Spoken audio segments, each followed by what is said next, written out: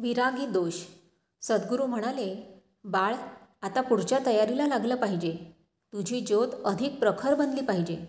रामतनूंनी विचारलं, महाराज, काय करायचं? सद्गुरू उत्तरले, तुला मी इंगळा खाणे आणि नग्न भाला यांची दीक्षा देणार आहे. इंगळा खाणे, इंगळा म्हणजे निखारा, होमकुंडातील उदी आणि कोळसे खाणे हा साधना मार्गातील एक आचार आहे. पूर्ण निस्संग वृत्ती बाणण्याकरता हा स्वीकारला जातो. रामतनू जरा घाबरूनच उद्गारल्या, महाराज, नग्न भाला म्हणजे काय? उत्तर आलं, तू हा वेश टाकून विरागी वेश घ्यायचा. रामतनू म्हणाल्या, महाराज, तो कसा? सद्गुरू म्हणाले, तू अंगात कफनी चढवायची, कौपीन घालायची आणि डोक्याला अभरक बांधायचा. अभरक म्हणजे आच्छादनाचं फडकं. रामतनू म्हणाल्या, महाराज, हे एकदम कसं साधायचं? इतक्या दिवसांची सवय कशी जाईल? तसा वेश घालून मला लोकांपुढे येणं कसंच वाटेल. मी गाभाऱ्यात उपासनेच्या वेळेला तो वेश घालीन आणि बाहेर येताना लुगडं नेसेन.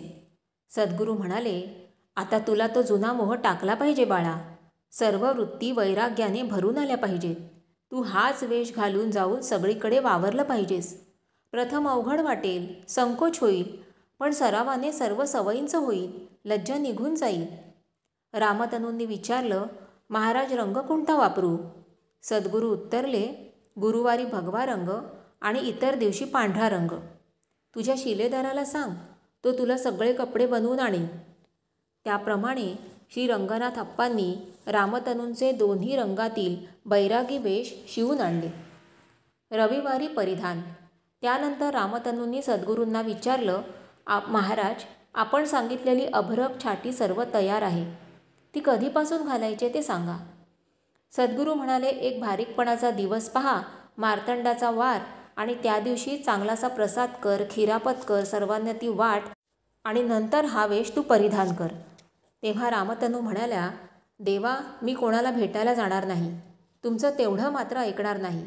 प्रसाद लोक मागाहून देतील. मी पहाटेच गुपचूप येऊन बसेन. मला सवय पडेपर्यंत काहीतरीच वाटणार. फक्त भाऊंना सांगून ताईंना काय ते सांगेन, पण ठाण्याला काही कळवणार नाही. एवढं तुमचं मी मुळीच ऐकणार नाही.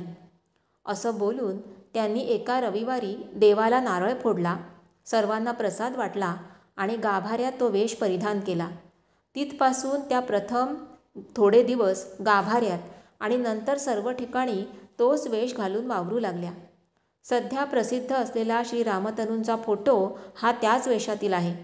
प्रथम चांगल्या कापडाचा तो वेश शिवला होता, पण पुढे सद्गुरूंच्या आज्ञेवरून त्या साध्या रफ किंतानाची कफनी आणि डोक्यावरचा कपडा वापरू लागल्या. कुंडाची निर्मिती. पूर्वी बागेच्या तळ्याकडील हद्दीला लागून मंदिराच्या समोरच एक जुना औदुंबर वृक्ष होता. मंदिरातील मूर्तीच्या पूजेबरोबरच त्याचीही नित्यनेमाने पूजा केली जात असे. मंदिराचा सभामंडप त्यावेळी आजच्यापेक्षा बराच लहान होता. सभामंडप आणि औदुंबर यांच्यामध्ये जवळजवळ 15-16 फुटांची मोकळी जागा होती. श्री रामतनूंचा समाधिकाल जवळ येऊ लागला तशी एक दिवस देवाकडून त्यांना आज्ञा आली. या मोकळ्या जागेत एक दक्षिणोत्तर 9 फूट लांबीचे, पूर्व पश्चिम 6 फूट रुंदीचे व 9 फूट खोलीचे पक्के कुंड बनवून घे. आत उतरण्याकरता त्याला पश्चिमेला बाजूने पायऱ्या असाव्या. त्यात बसून तू एकांत साधनेचा, समाधी योगाचा अभ्यास कर. श्री रामतनूंचा स्वभाव मुळातच भिडस्त. दुसऱ्यांना काम सांगण्याचा त्रास देण्याचा त्यांना नेहमी संकोच. पण देवाने आग्रह करून त्यांना ती गोष्ट सांगायलाच लावली. देवाची ती आज्ञा कळताच श्री रंगनाथ अप्पांनी ताबडतोब तिथे कुंड खोदून घेतलं आणि गवंडी बोलावून सिमेंट दगडांनी पक्क बांधूनही घेतलं.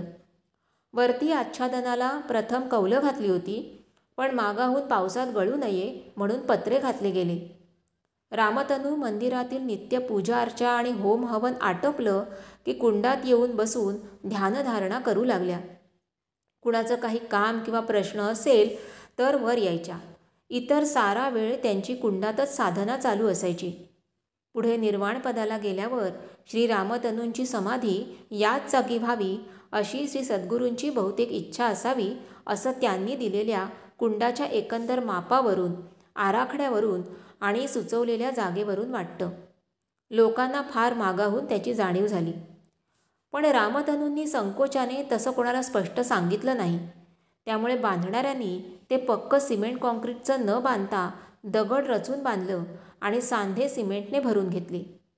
त्यामुळे त्यात पाणी शिरण्यासारख्या फटी राहून गेल्या. पुढे पाऊस सुरू झाल्यावर रामतनू एकदा कुंडात बसल्या असता पावसाचे जमिनीत झिरपून उतरलेले पाणी त्या फटीतून अचानक कुंडात शिरलं. त्यामुळे रामतनूंना चटकन बाहेर निघावं लागलं. पुढे भर पावसाळ्यात ते तुडुंब भरूनच गेलं आणि आराधनेला पूर्ण निरुपयोगी बनलं. वेणबायची पवित्रता. रामतनूंची प्रियसेविका वेणबाय रामतनूंबरोबरच बागेत आली आणि त्यांच्या सेवेतच राहू लागली. रामतनू तिच्या मुलाबाळांचा सर्व खर्च हस्ते परहस्ते स्वतः जातीने लक्ष देऊन चालवीत. वेणबाय फक्त मुलांना स्वयंपाक करून घालण्याकरता घरी जायची आणि बाकीचा सारा वेळ बागेत राहायची. ती रामतनूंची अत्यंत प्रिय पात्र बनली होती. बाकीच्या साऱ्यांना बंधन असे, पण वेणबाय मंदिरात मोकळेपणाने वावरे. रामतनूंनी तिला पूर्ण मोकळीक दिली होती. रामतनूंची सर्व कामं, बायकांना भजनाला बोलावणं, रामतनूंचे निरोप पोहोचवणं, मंदिराची व्यवस्था ठेवणं इत्यादी सर्व वेणबाय करत असे. तिची ही मोकळीक आणि रामतनूंनी दिलेला मोठेपणा दुसऱ्या बऱ्याच बायकांना पाहवला नाही. ती आपल्यावर हुकूमत गाजवते असं त्यांना वाटू लागलं. त्यामुळे त्या तिचा द्वेष करू लागल्या आणि त्यांनी ठाण्याला महाजनांच्याकडे जाऊन आणि इथे श्रीमती सामंताईंच्याकडे येऊन तिच्या चुगल्या करायला, चहाड्या सांगायला सुरुवात केली. ती मगरूर आहे, रामतनूंचंही ऐकत नाही, स्वच्छता पाळत नाही, पवित्रता राखत नाही, वाटेल तशी वागते इत्यादी इत्यादी.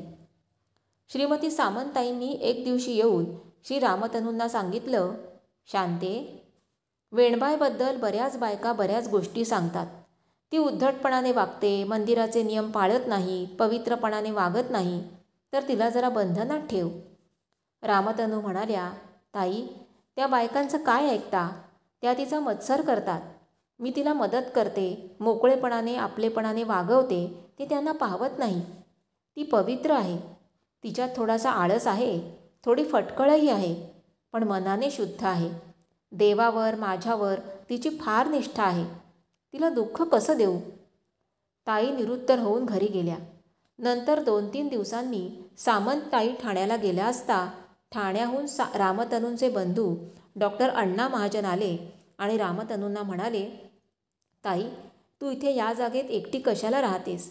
तू ठाण्याला चल, तू अशक्त झाली आहेस. इथे आजारी पडलीस तर पेज कोण देईल? रामतनू म्हणाल्या, वेणबाई देईल. मला तिच्या हातची पेजही चालेल. त्याच दिवशी रामतनू कुंडात बसल्या असता देवाकडून लिहून आलं, वेणबायला कोणी बोलू नये, ती पवित्र आहे.